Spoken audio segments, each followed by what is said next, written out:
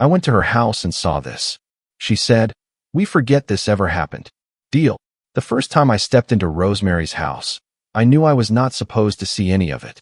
The rain had just hit the street, that hot asphalt smell rising up while I stood on my own porch with the HOA notice rolled in my fist. My name was on it. Noise. Parking. Fence height. All the usual little wars. At the bottom was a line that made my jaw clench. Complaint filed by Rosemary Adams, my neighbor. Again, I walked across the small front yard to 402 Maple, cicadas screaming in the trees like they wanted to climb into my skull. My boots hit the concrete path in short, hard steps. I told myself I was calm. My pulse said I was not. I knocked 3 sharp times on her perfect black front door. I was ready for the version of Rosemary I always saw. The blazer, the heels, the hair that never moved. The look that said a guy in a gray t-shirt with sawdust on his arms did not belong in her homeowner's brochure. Instead, the door opened, and she stepped back like she had forgotten how doors worked. "I need to talk about the HOA." I started. The words died. Her house looked wrong. From the outside, it was clean siding, flower boxes, a cute porch. Inside, it looked like someone had erased a life with a giant hand. No couch, no rug, no TV, no pictures on the walls. Just raw plywood floor, baseboards missing, and bare spots where outlets were hanging.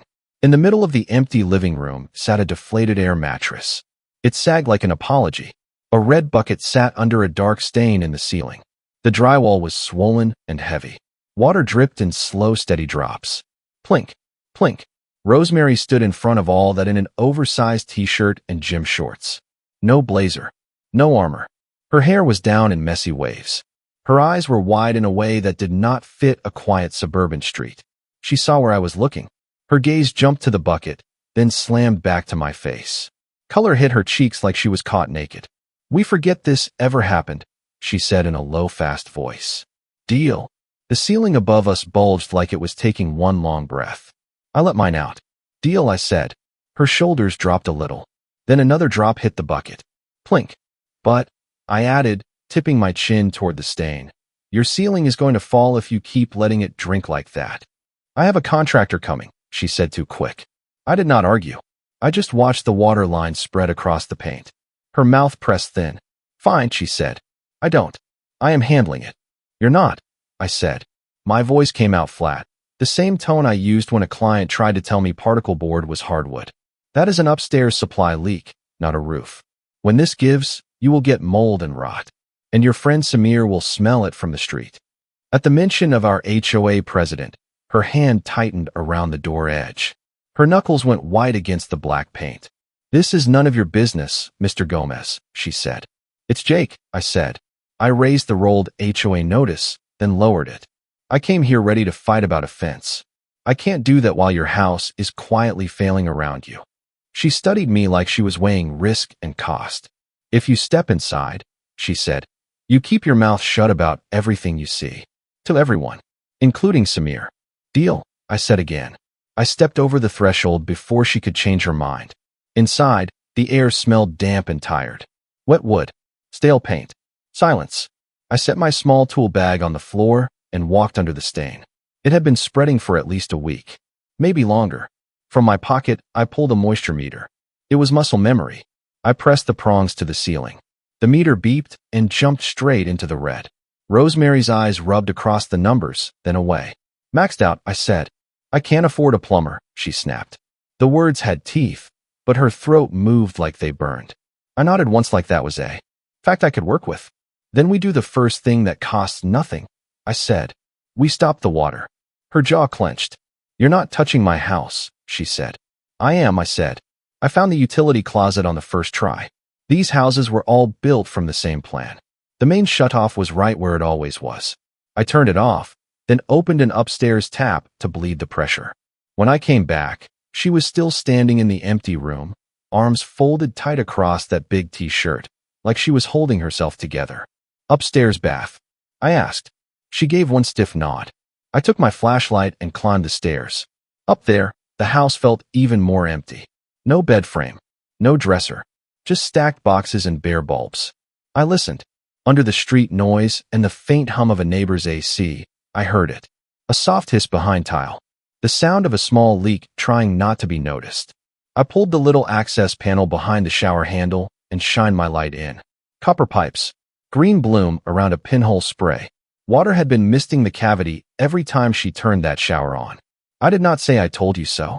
I wrapped a towel around the pipe to catch the last of the pressure, wiped the area clean, and took a photo with my phone. What are you doing? Rosemary asked from the doorway. Her voice was closer now. She had come upstairs without me hearing. Proof, I said. If someone tries to say you made this up or ignored it, you show them the corrosion and the repair. No guessing.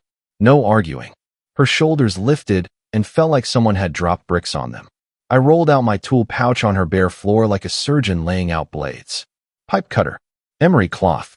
Flux. Torch. New coupling. I am cutting back to clean pipe, I said. If you solder on bad copper, it fails. We do it once and right. She did not answer. She did not leave either. I drained the line, cut out the bad section, cleaned the pipe until it shined, brushed on flux, and slipped the new coupling on.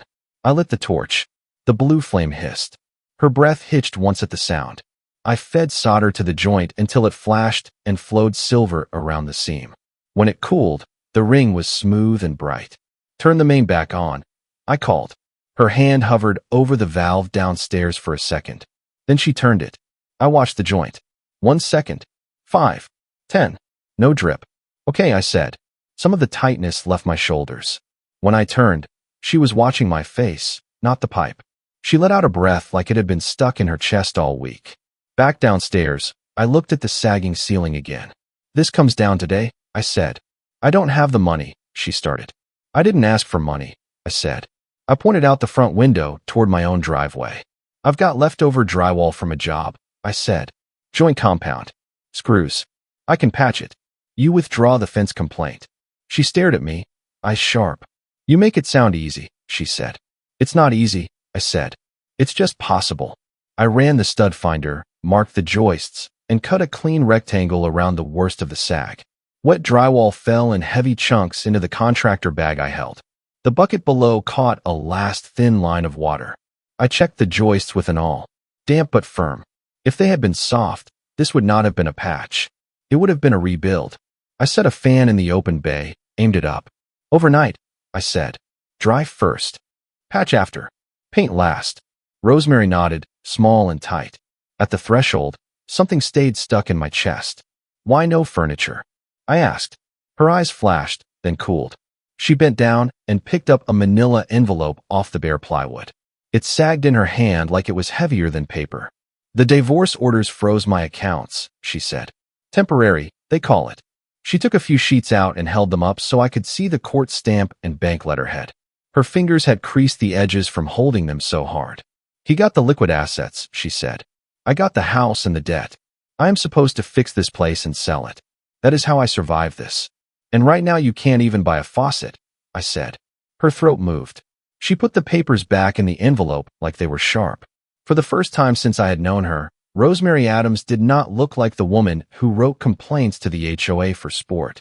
She looked like a person standing in a hollowed-out house, holding every piece of her life with her bare hands, trying not to drop any of it. And I realized I was already in deeper than a simple leak. The next morning, I told myself I was going over there for the ceiling and nothing else. I loaded a half sheet of drywall, a bucket of joint compound, a roller, and a gallon of builder white into my truck. The sun was already hot, making the street shine. I wore my usual gray t-shirt and old jeans. It was going to be a long day. I knocked on her door once. It opened fast this time, and I froze for a second. Rosemary stood there in jeans and a fitted white t-shirt, hair down in soft waves around her shoulders. No hard lines. No business armor. She looked like a person who had just decided she was done pretending for other people. Her eyes met mine. Not flirty. Not shy. Just steady. We're still forgetting what you saw yesterday, she said. I shifted the drywall on my shoulder. I'm here so your ceiling doesn't fall on your head, I said. The corner of her mouth moved like she was fighting a smile. Come in, she said. The fan I had set up last night hummed in the living room. I touched the open bay in the ceiling. It felt dry and cool. Good, I said. This we can fix. I cut a patch from the drywall, backed it with strips, screwed it to the joists, taped the seams, and pulled joint compound across the lines in long, smooth strokes. No ridges. No drama. Just work. You do that like you've done it 1,000 times, she said from the kitchen doorway, arms crossed. I've done it 1,000 times, I said. Her eyes stayed on my hands, then flicked away when she caught herself watching. When the first coat set, I sanded it down, wiped the dust off with a damp rag, and rolled paint across the patch. By the time it dried, the ceiling looked like it had always been solid. You don't have to keep doing this, she said, softer now. You already fixed the leak. I do, I said. If I want you to stop trying to get my fence torn down. I already withdrew it, she said. She walked to the hall, picked up her laptop from the floor, and opened it. An email filled the screen. To Samir. Withdrawal of complaint. Time stamped. My shoulders loosened a little. Good, I said. Now we're even, she said. Not yet, I answered. I nodded toward the front door. Your latch is sagging. That's why it sticks. If you keep shoving it, you'll split the frame. It's fine, she said. I opened the door and closed it once. The scrape was loud. It's not fine, I said. I took a screwdriver from my belt, loosened the strike plate, slipped a small shim behind it, tightened the screws again, and checked the hinges. The door closed with a clean, easy click. Rosemary looked at the latch, then at me, then back at the latch again. How do you see that? She asked. I look, I said. Then I fix. She stood there for a breath like she wanted to argue with the answer, then let it go. Why did you really come over? She asked quietly. I could have told her about the notice. About Samir. About pride. Because I don't like watching things fail when they could be saved, I said instead. Her face changed at that, just a little. Like I had hit a line she recognized.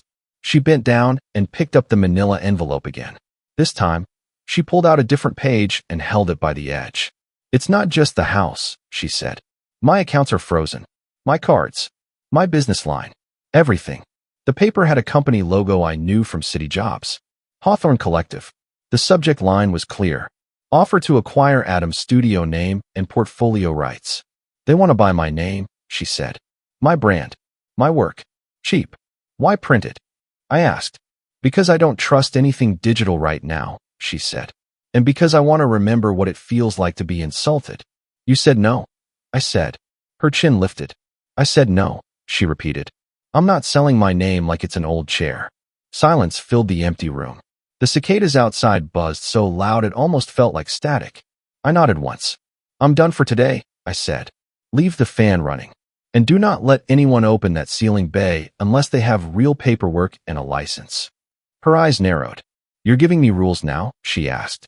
I'm giving you protection, I said. She did not thank me, but her shoulders dropped a fraction, and that was enough. 2 days later, I was ripping walnut in my driveway for a dining table order when a shadow crossed the saw. I killed the motor and took off my hearing protection. Rosemary stood at the edge of my driveway.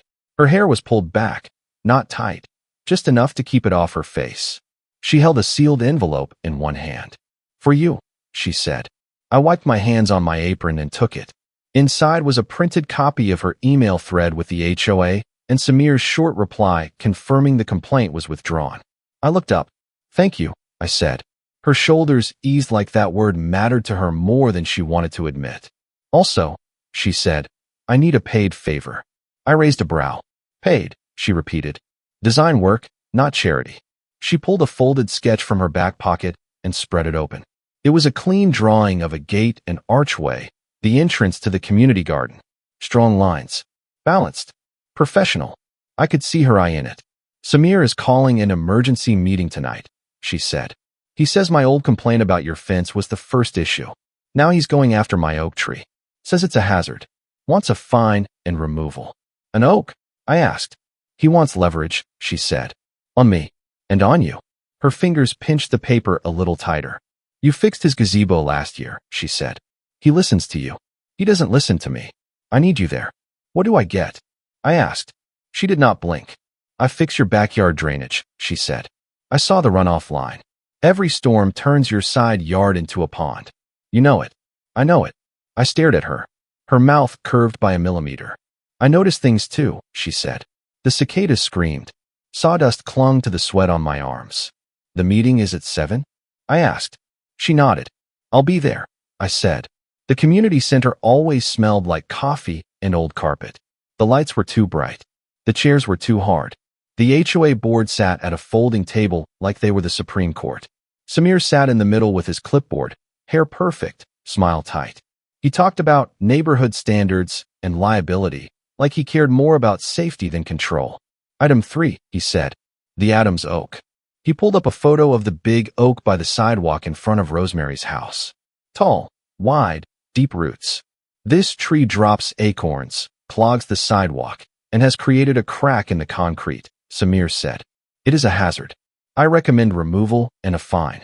Next to me, Rosemary's knee bounced under the table. She was holding herself together with pure will. I raised my hand once. Jake, Samir said, like my name tasted bad. You have something to add? It's not the tree, I said. It's the bad pour. Every head turned. That crack is from frost heave and a cheap slab, I said. You cut that oak, the hill behind it will slide. Then your pretty gazebo floods again, just like last year. A board member frowned. Do you have proof? She asked. I slid photos onto the table. Shots of the oak roots, the slope, the drain, and the water line from the last storm. Roots are healthy, I said. No rot. No fungus. The oak holds that bank together. You cut it, you open the hill. Samir tried to hide behind bylaws and subsection numbers. The board members shifted in their chairs, looking at the photos, remembering the mess when the gazebo flooded. Nobody wanted that again. After 10 more minutes of his talk and my clear answers, they voted. No fine. No removal. The oak stayed. Outside, the cicadas buzzed in the dark trees. The air felt heavy but better. Rosemary walked next to me in the parking lot, shoulder almost touching mine. You didn't have to do that, she said. I did, I said. He was wrong. She looked up at me. Her expression softened, then steadied again. Thank you, she said. I nodded. Don't give him an inch, I said. I won't, she answered. For the first time since I had moved into this neighborhood, walking back past matching mailboxes and trimmed lawns, I did not feel like I was walking alone. The week after the HOA meeting felt like heat and dust and some kind of uneasy truce. During the day, I worked on my own jobs. At night, I kept finding reasons to cross the property line. Rosemary tried to pretend she did not need me. One evening, I heard a crash from her place. Not a normal house noise. Sharp, heavy, followed by silence. I put down my chisel and walked straight to her front door. It was unlocked. That alone made my chest tighten. Rosemary, I called. In here, she said, voice strained. She was on the kitchen floor, one knee on the plywood, one hand braced on the subfloor. Broken tile lay in jagged pieces around her. The sledgehammer was on its side. Her right wrist was already swelling, the skin tight and hot. I am fine, she said through her teeth. You are not, I said, kneeling down. She tried to flex her fingers. The movement made her flinch. Let me see, I said. She glared at me like I had insulted her, but she held out her wrist. I turned it gently, checking bones. Pain, but no sharp break. I could feel her trying not to show any weakness. Can you grip? I asked. She tried to make a fist around nothing. Her fingers shook. That is a no, I said. I can still swing a hammer, she snapped. No, I said. You cannot. I wrapped her wrist in a dish towel, then packed a zip bag with ice from the freezer and set it over the wrap. Hold that for 20 minutes, I said. Then we brace it. Her shoulders dropped. I do not have time for this, she muttered. You also do not have time for a broken hand, I said. She sat back against the bare stud wall, wrist propped on her knee. I picked up the sledgehammer and moved it out of reach. Then I finished the demo. I cracked each tile with the hammer, worked my pry bar under the pieces, and pulled them up in steady strokes. Underneath, the subfloor was clean and solid. Good bones. In the short access under the cabinets, I found a sagging joist hanger and tightened it. I pointed at the flex point when I came out. Next tile job fails if you do not fix that, I said. Now it will hold. By the time we were done, it was full dark. The only light in the house came from a bare bulb and the open window. Cicadas buzzed loud outside. I picked up a pizza on my way over earlier, in case the day went long. I opened the box on the bare floor, set 2 paper plates down, and sat with my back to the wall. Rosemary stared at the food for a second, then sat too. No chairs. No table. Just tile dust and cardboard. This is not how this kitchen is supposed to look, she said. How is it supposed to look? I asked. Finished, she said. Beautiful. Mine. She picked up a slice. Grease spotted the cardboard. She watched the spot grow, then let out something that was almost a laugh. He wanted a trophy, she said. She did not say his name. She did not have to. She told me the rest in clipped pieces between bites. How her ex had loved the idea of a designer wife with a pretty studio and perfect house, as long as he controlled the accounts and the contracts. How he panicked when her work started getting attention on its own. How the divorce turned into a financial cage. I did not say anything that sounded like a Hallmark card. I just listened, chewed, and handed her another slice when she finished the first. 2 days later, the outside pressure showed up again. A sharp, official knock hit her front door in the middle of the afternoon. We both went still. I was in her living room measuring for a temporary baseboard. She was at the counter, sketching with her left hand, her right wrist wrapped in a brace now. "I'm not expecting anyone," she said. I moved toward the door. "Stay behind me," I said. She did. Close enough that I could feel how tense she was. I opened the door. A man in a polo shirt stood on the porch with a clipboard and a bright fake smile. "Afternoon," he said. "Home inspection."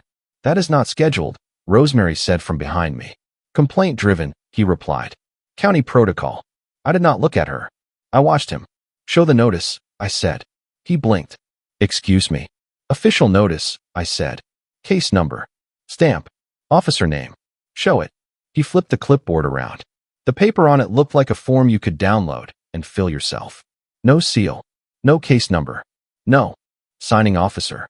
"Let me see it," I said, holding out my hand. He hesitated. That tiny pause was all I needed. "You are not coming in," I said. "You do not have valid paperwork." He tried to smile again. "Ma'am, refusal can have consequences," he said, aiming his words at Rosemary over my shoulder. "I am not refusing," she said. Her voice was steady. "I am asking for identification and proper documentation." "Good," I said quietly. The man's eyes flicked to the street, then back. "I will reschedule," he muttered. He walked away faster than he had arrived. Rosemary shut the door and leaned on it, breathing like she had just run a sprint. "My ex used to send random inspectors when he wanted to rattle me," she said. "We are going to install a camera and a motion light," I said. "Tomorrow." "That costs money," she said. "I have a spare camera," I answered. "It costs me nothing." Her eyes narrowed. "It feels like charity," she said. "It is not charity," I said. "It is protection." The word landed. She did not argue again. That night, I mounted the camera under the porch roof and aimed it at the driveway. I wired a motion light into the corner soffit. When I stepped back, the angle was perfect. "If someone shows up again," I said, "you do not argue. You record." Rosemary stood beside me, wrist still wrapped, looking at the small black lens. "Thank you," she said.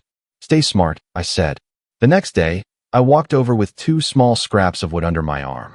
One was cedar, one was walnut. Rosemary sat at the counter, sketching one-handed, her bad wrist resting on a rolled towel. Her shoulders were up around her ears. "What is that?" she asked. "An armrest," I said. I cut the cedar into a stable base, shaped the walnut into a smooth, curved support, pinned the pieces together so the angle could adjust. When I set it on the counter and guided her forearm onto it, her whole upper body dropped an inch. Her line on the page went from shaky to straight. She looked at the little rig like it was magic. "Engineer," she said. "Carpenter," I said. Her mouth curved. 3 days later, the worst notice yet showed up in the simplest form. Bright orange paper slapped onto her front door with big black letters. "Notice of default." Stamped. Dated. Public. My phone rang. "Jake," she said. "There is a sticker on my door." I was already grabbing my keys. When I got there, she was on the porch, arms crossed, eyes locked on the orange paper like it was a threat with teeth. The air smelled like hot pavement and the last storm. That sharp smell that meant something had already broken. I read the notice. 20,000, I said. Due by Friday. Or they move to the next step, she said. Foreclosure. Public sale. All the pretty words. She looked away from me, jaw tight. My ex stopped paying the loan, she said. The one tied to this house in his name. He knew the accounts are frozen. He knew I could not just fix it. I looked at the patched ceiling, the bare floors, the half-finished kitchen. All the hours we had already put into this place. No, I said. She laughed once, short and bitter. Math is math, she said. I have savings, I said. For a shop I want to build. I can loan you what you need. Contract. Interest. Clean terms. Her head snapped toward me. No, she said. I am not taking your money. It would be a loan, I said. Not a gift. I cannot, she said. If I lose this house, I drag you down with me. You do not drag me, I said. She shook her head hard, like she was shaking my words off her skin.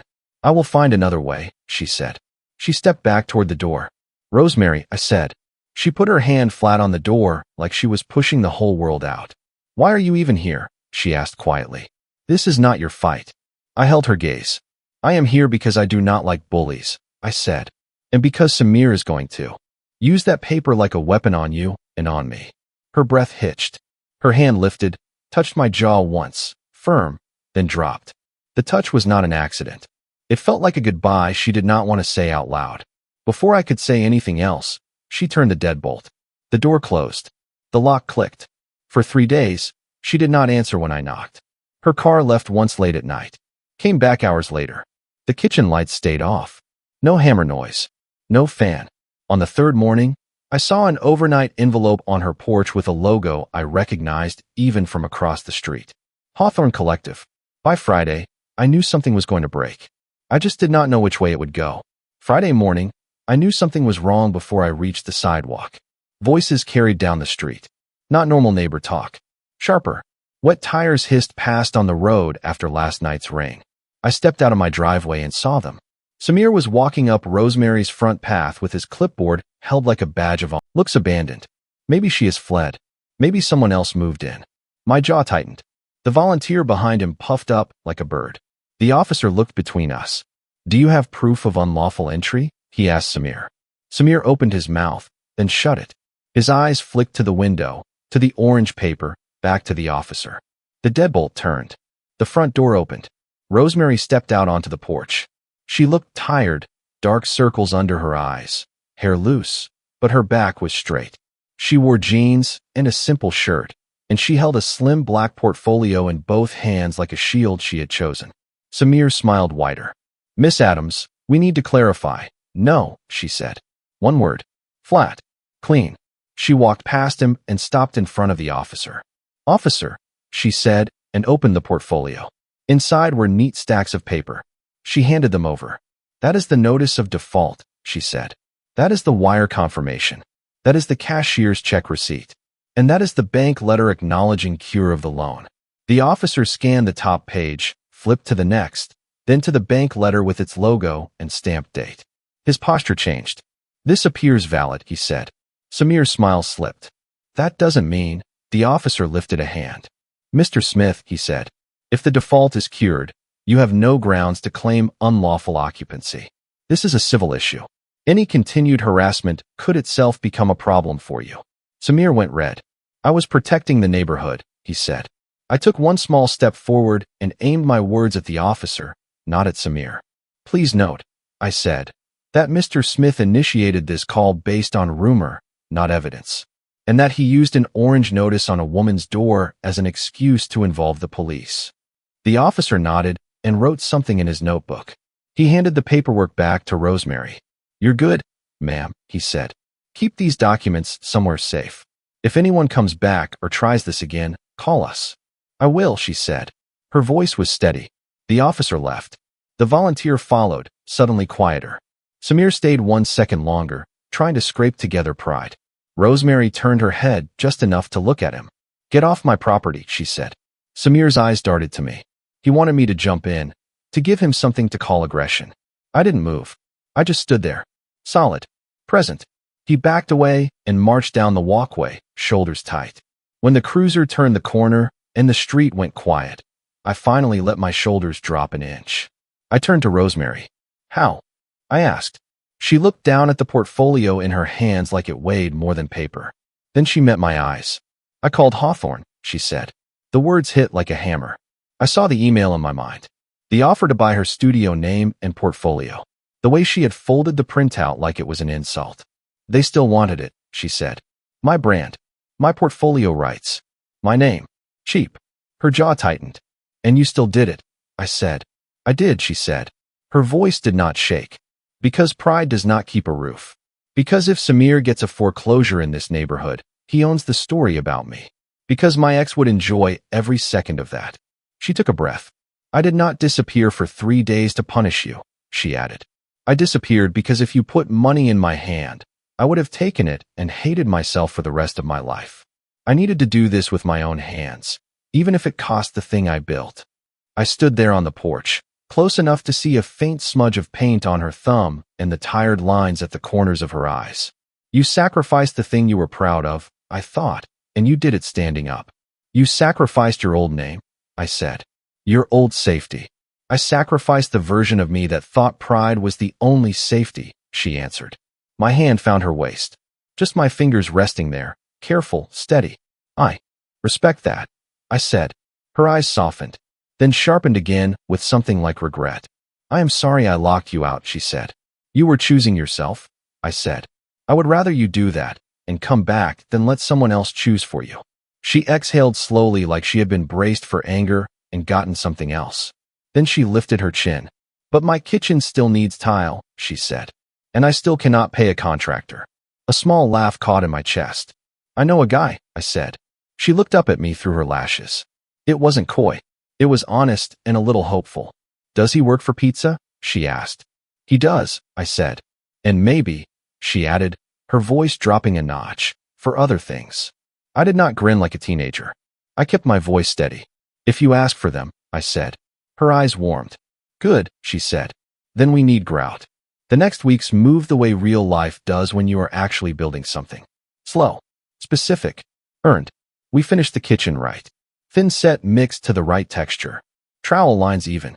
Tile set with spacers in straight rows. Grout worked into the gaps until the floor looked like it had always been there.